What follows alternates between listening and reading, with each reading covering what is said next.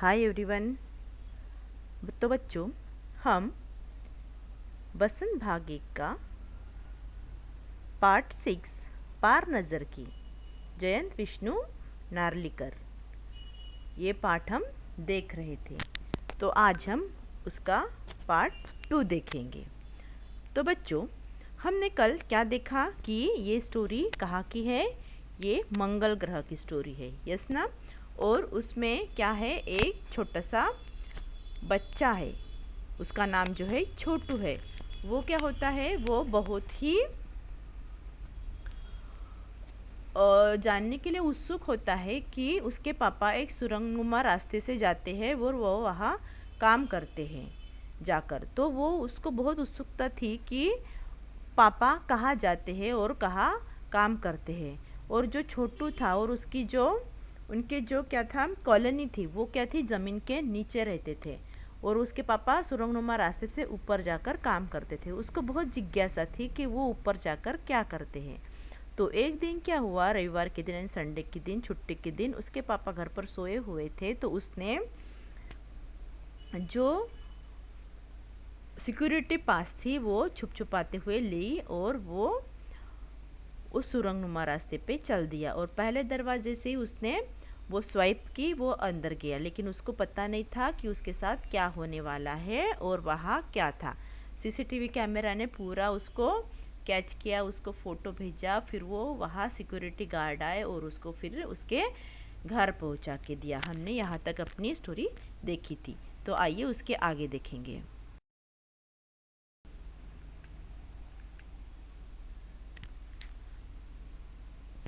छोड़ो भी, मैं इसे समझा दूंगा सब, फिर वह ऐसी गलती कभी नहीं करेगा। पापा ने छोटू को बचा लिया। अभी देखो, मम्मी घर पर क्या देख रही थी, राह देख रही थी। फिर उस सिक्योरिटी गार्ड ने उसे घर पर लाकर छोड़ दिया। तब पापा कहते हैं, मम्मी के डांट से बचाने के लिए, उसको छोटू को पता था अभी मम्मी बहुत डांटेंगी। तो फिर पापा कहते हैं कि जाने दो, छोड़ दो, मैं इसे समझा दूंगा। फिर पापा को छोटू को पापा ने बचा लिया। बोलो छोटू, मैं जहाँ काम करता हूँ ना, वह क्षेत्र ज़मीन के ऊपर है। अभी पापा बोल रहे हैं कि छोटू, आपको वहाँ जानना है ना कि वहाँ क्या है। तो जहाँ मैं काम करता हूँ वो क्षेत्र कहाँ है, ज़मीन के ऊपर है। आम आदमी वहाँ नहीं जा सकता। छोटू के पापा बोलती है कि जो आम जनता है, आम लोग वहाँ नहीं जा सकते हैं, क्योंकि वहाँ के माहौल में जी ही नहीं सकता। क्योंकि ऊपर का जो माहौल है वहाँ कोई क्या नहीं सकता, जी नहीं सकता। इसलिए हम धरती के अंदर, ज़मीन के अंदर रहते हैं। तो फिर आप कैसे जाते हैं वहाँ? छोटू का सवाल लाजमी था। अभी छोटू अपने पापा से बोलता है कि हाँ ठीक है, हम आम आदमी नहीं जा सकते, हम आम आदमी वहाँ जी नहीं सकते। तो आप फिर वहाँ कैसे जाते हो? वो छोटू अपने पापा से सवाल पूछता था। मैं वहाँ एक ख़ास किस्म का स्पेस सूट पहनकर जाता हूँ। तो अभी पापा बोलते हैं कि मैं जाता हूँ, लेकिन मैं वहाँ एक ख़ास किस्म का स्पेस सूट पहनकर वहाँ जाता हूँ। इस स्पेस सूट से मुझे ऑक्सीजन मिलता है, जिससे मैं सांस ले सकता हूँ। इसी स्पेशल सूट की वजह से बाहर की ठंड से मैं अपने आप को बचा सकता हूँ। तभी पापा क्या बोलते हैं कि इस स्पेस सूट से मुझे क्या मिलता है, ऑक्सीजन मिलता है। और इसी स्पेस सूट के कारण मैं सांस ले सकता हूँ। और जो बाहर की क्या है, ठंडी है, वहाँ बहुत मास पे बहुत शायद ठंडी है, वो मुझे इसी सूट के वजह से बचाती है। खास किसके जूते की वजह से ज़मीन के ऊपर मेरा चलना मुमकिन होता है। और उसके पापा बोलते हैं कि इस सूट के साथ साथ मेरे पास क्या है, एक ख़ास किस्म के शूज़ भी है, यानी जूते भी है। इसकी उस जूतों की वजह से मैं वहाँ ज़मीन पर चल भी सकता हूँ। ज़मीन के ऊपर चलने फिरने के लिए हमें एक विशेष प्रकार का प्रशिक्षण दिया जाता है। और इतना ही नहीं, स्पेस सूट और शूज़ ही नहीं पहनकर बाहर ऑक्सीजन लिया सकता है, सांस लिया जा सकता है, चल सकते हैं। तो इसके अलावा भी हमें उस वहाँ रहने का, चलने का, सांस लेने का एक क्या होता है, ट्रेनिंग मिलता है ना, प्रशिक्षण मिलता है। प्रशिक्षण यानी ट्रेनिंग मिलता है। इसे उसके पापा छोटू को सभी जानकारी देते हैं।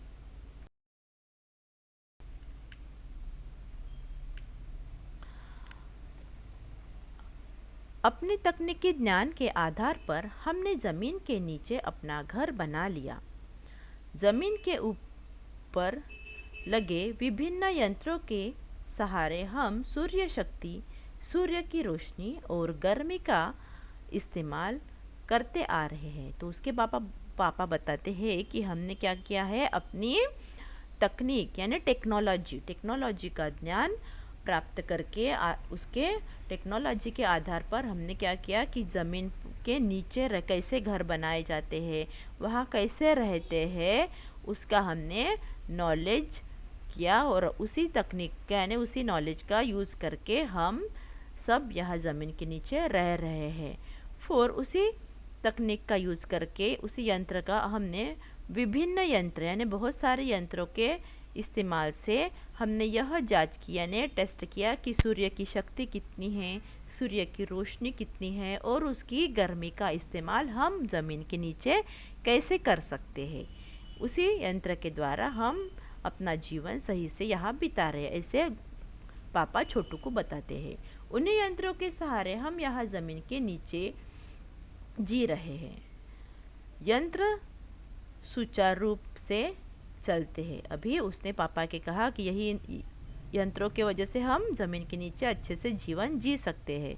और यह यंत्र क्या है, सुचारू मीन्स अच्छी तरह से चलते हैं।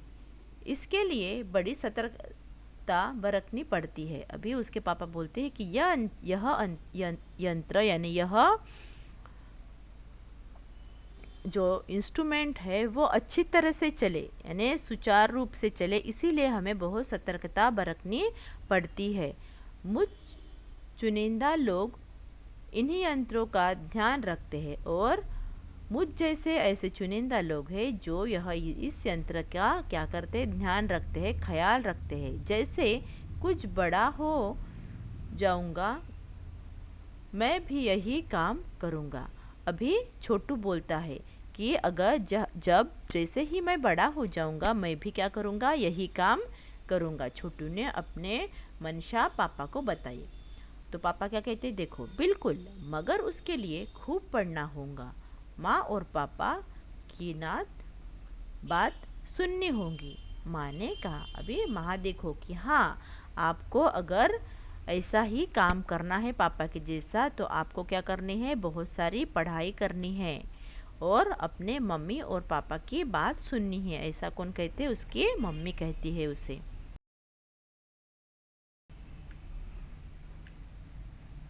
छोटू सुन रहा था। पापा आगे बताने लगे। एक समय था जब अपने मंगल ग्रह पर, देखो यहाँ भी मंगल ग्रह है यानी वो को छोटू और उसके मम्मी पापा कहाँ रहते थे, मंगल ग्रह पर ही रहते थे। छोटू उनकी बात सुन रहा था, अपनी मम्मी पापा जो बता रहे थे वो सुन रहा था। तो उसके आगे भी उसके पापा बताते थे कि जब वो छोटे थे यानी कई साल पहले मंगल ग्रह कैसा था। अभी सुनो, पापा आगे बताने लगे। एक समय था जब अपने मंगल ग्रह पर सभी लोग जमीन के ऊपर ही रहते थे। देखो कई साल पहले मंगल ग्रह पर भी क्या थे, लोग जमीन के ऊपर ही रहते थे, नीचे नहीं रहते थे। ऐसे पापा छोटू को बताने लगे। बगैर किसी तरह के यंत्रों की मदद के, बगैर किसी खास किस्म की पोशाक के हमारे पुरखे जमीन के ऊपर रहा करते थे। तो अभी पापा बोलते थे कि जो हमारे पूर्वज थे बहुत साल पहले, 100 साल पहले, 150 साल पहले, 2000 साल पहले, हम मंगल पर ऊपर ही, ज़मीन के अंदर नहीं बल्कि ज़मीन के ऊपर ही रहते थे। जो हमारे पुरख थे उन्होंने यंत्रों के मदद से बगैर किसी स्पेशल सूट के वगैरह वो क्या रहते थे, ज़मीन के ऊपर ही रहते थे। ऐसे पापा बताने लगे। लेकिन देखो क्या हुआ फिर। लेकिन धीरे धीरे वातावरण में परिवर्तन आने लगा। फिर धीरे धीरे वातावरण में क्या हो गया, परिवर्तन आने लगा, मीन्स चेंज होने लगा, यानी वातावरण यानी अपना एनवायरनमेंट, वहाँ का एनवायरनमेंट क्या हो गया, चेंज होने लगा। कई तरह के जीव धरती पर रहा करते थे, एक के बाद एक सब मरने लगे। अभी देखो वहाँ की जो धरती थी मंगल ग्रह की, वहाँ कई तरह के जीव जंतु रहते थे, लेकिन जो वातावरण में परिवर्तन हुआ था, चेंजेस हुआ था एनवायरनमेंट में, उसकी वजह से क्या हो गया, वहाँ की जो धरती है उसके वो जीव जंतु थे वहाँ के एक के बाद एक मरने लगे। इस परिवर्तन की जड़ में था सूरज में हुआ परिवर्तन। अभी देखो उसकी जो वहाँ के एनिमल्स वगैरह मर रहे थे, वो उसका मेन कारण क्या था कि जो सूरज था उसमें क्या होने लगा, परिवर्तन होने लगा। परिवर्तन यानी चेंजेस होने लगे।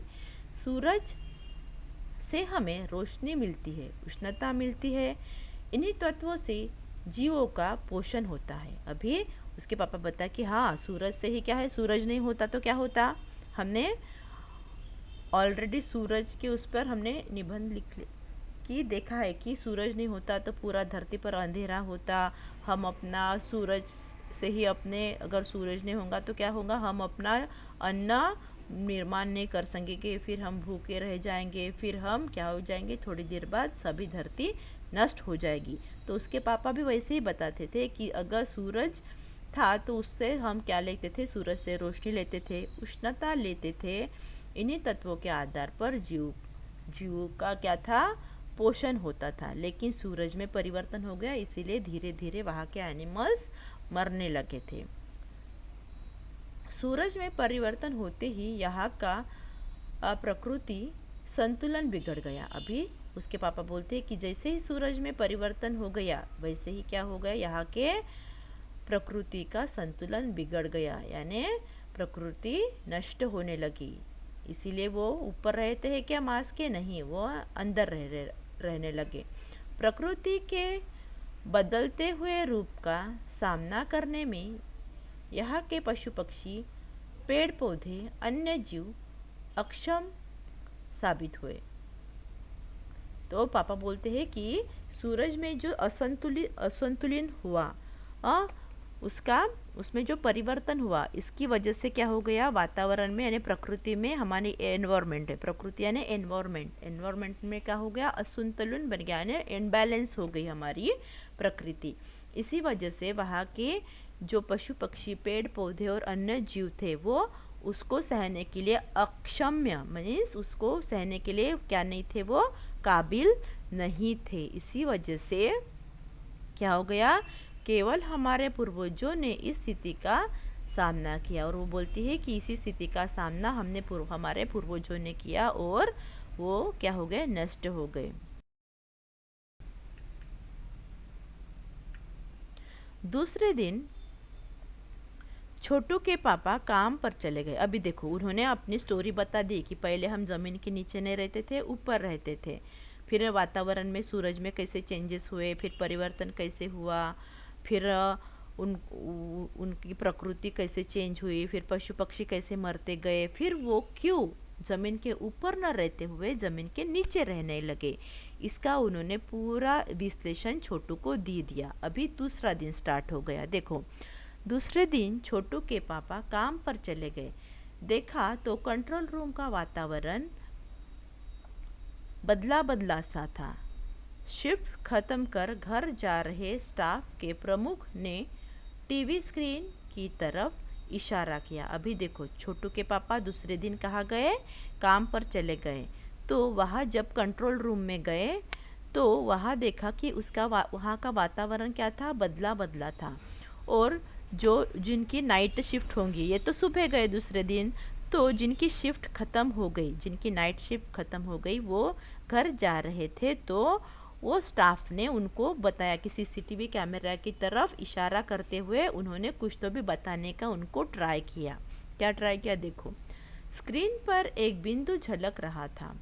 वह बताने लगा, यह कोई आसमान का तारा नहीं है, क्योंकि कंप्यूटर से पता चल रहा है कि यह अपनी जगह अड़ियल नहीं रहा है। अभी देखो उस जो घर जा रहा स्टाफ था, उन्होंने सीसीटीवी कैमरे की तरफ देखा और बोले कि स्क्रीन पर कुछ ऐसे बिंदु दिखाई दे रहा है, पर वो क्या नहीं है, कोई आसमान का तारा नहीं है। अगर तो आसमान का तारा होता तो एक जगह पर स्थित रहता, यस ना। लेकिन वो कंप्यूटर में अगर उन्होंने देखा तो वो कंप्यूटर पर देखने के बाद उनको पता चला कि वो धीरे धीरे क्या हो रहा है, उनके ग्रह की ओर, मंगल ग्रह की ओर बढ़ रहा है, वो वहाँ स्थित नहीं है। पिछले कुछ घंटे के दौरान इसने अपनी जगह बदल दी। ये कंप्यूटर के सहायता से, कंप्यूटर के अनुमान, यह हमारी धरती की तरफ बढ़ता चला जा रहा है। और कंप्यूटर की अनुमान यानी कंप्यूटर के हिसाब से वो जो बिंदु है वो हमारी धरती की ओर बढ़ते चला जा रहा है। वो क्या है, एक तरह स्थित नहीं है, अड़ियल नहीं है, वो हमारे मंगल ग्रह की तरफ बढ़ रहा है। ऐसे कंप्यूटर के माध्यम से उनको पता चलता। तो छोटू के पापा ने अपना संदेह जाहिर किया कि अंतरिक्ष यान तो नहीं है ये। छोटू के पापा ने अपना संदेह प्रकट किया।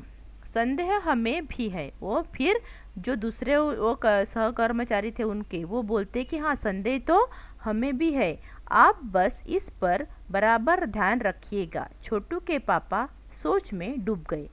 क्या सचमुच अंतरिक्ष यान होगा? अभी देखो, जो नाइट शिफ्ट करके जा रहे थे तो वो छोटू के पापा को बोलते हैं कि हाँ, संदेह तो यही है कि कोई ये अंतरिक्ष यान तो नहीं लगता, लेकिन वो बोलते हैं कि आप इस पर बराबर ध्यान दीजिए। तभी छोटू के पापा क्या हो गए, सोच में डूब गए और सोचने लगते हैं कि क्या ये सचमुच अंतरिक्ष यान होगा, यहाँ से आ रहा होगा। और वो बोलती कि कहाँ से आ रहा होगा ये, सौर मंडल में हमारी धरती के अलावा और कौन से ग्रह पर जीवों का अस्तित्व होगा। फिर वो सोचते हैं कि इस जो सौर मंडल है उसमें हमारी धरती यानी हमारे मंगल ग्रह की अलावा भी और कौन से ग्रह होंगे, और वो ग्रह होंगे फिर उन पर जीव क्या अस्तित्व होंगे। ऐसे वो सोचने लगते हैं। कैसे हो सकता है ये बोलते हैं कि ऐसे कैसे हो सकता है ये, और अगर होंगे भी तो क्या इतनी प्रगति कर चुके होंगे। वो बोलते हैं कि अगर हाँ ये होंगे भी तो उन्होंने क्या इतनी प्रगति कर चुके होंगे कि उनके पास क्या है, अंतरिक्ष यान छोड़ सकते हैं। ऐसे वो छोटू के पापा सोचते हैं। वैसे तो हमारे पूर्वजों ने भी अंतरिक्ष यानों, उपग्रहों का प्रयोग किया था। फिर वो छोटू के पापा सोचते हैं कि हाँ, वैसे तो जो हमारे पूर्वज थे उन्होंने भी क्या किया था, अंतरिक्ष यान और उपग्रहों का प्रयोग किया था, ने यूज़ किया था। अगर अब हमारे लिए यह असंभव है, वो बोलते कि लेकिन मगर क्या है, ये अब हमारे लिए क्या नहीं है, असंभव यानी संभव नहीं है। उसके लिए आवश्यक मात्रा में ऊर्जा तो हो। काश इस नए मेहमान को नज़दीक से देखा जा सकता। हाँ, अगर वह इसी तरफ आ रहा होगा तब तो यह बहुत हो सकेगा। देखें, फिर वो बोलते हैं कि अगर जो हमारे पूर्वजों ने क्या किया था, अंतरिक्ष यान और उपग्रहों का प्रयोग किया था, लेकिन मगर क्या नहीं है, ये अब मुमकिन नहीं है। क्यों मुमकिन नहीं है? क्योंकि अभी उनके पास सूर्य की क्या नहीं है, इतनी रोशनी, यानी उनके पास सूर्य की इतनी ऊर्जा नहीं है। फिर वो बोलते हैं कि काश इस नए मेहमान को मैं नज़दीक से देख सकता। हाँ, अगर वह इसी तरफ आ रहा होगा तब तो यह संभव हो सकता है। फिर वो बोलता है कि अगर हाँ, छोटे के पापा बोलते हैं कि हाँ, अगर ये इसी तरफ आएगा तो ये संभव हो सकता है कि मैं उनको क्या करूं, नज़दीक से देख सकूं।